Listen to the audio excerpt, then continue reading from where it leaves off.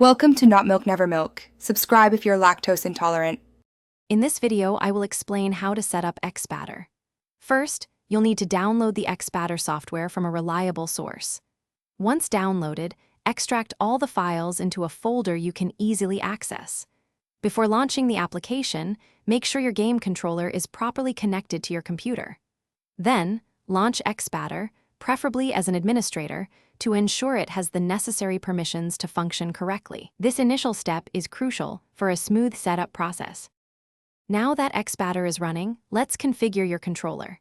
Click on the small controller icon in the top left corner to start a new controller setup.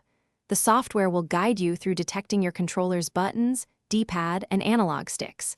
Simply press each button as prompted to assign it. Take your time to accurately map every input. Once finished, save this controller layout. It's a fundamental step for all your future game profiles. With your controller mapped, it's time to create game-specific profiles.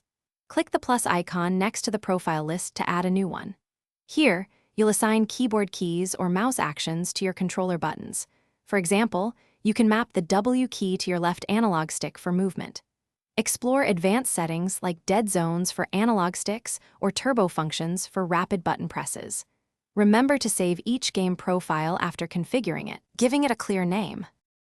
Finally, let's talk about saving and activating your profiles. It's a good practice to save both your controller layout and all your game profiles in a well-organized folder. Before you launch any game, simply load the corresponding profile with an Xpadder. The application will typically minimize to your system tray, running in the background. This allows you to quickly switch profiles or make adjustments. Now you're all set to enjoy playing your favorite PC games with your preferred controller. Thanks for watching. If this was helpful, leave a like and consider subscribing. See you next time.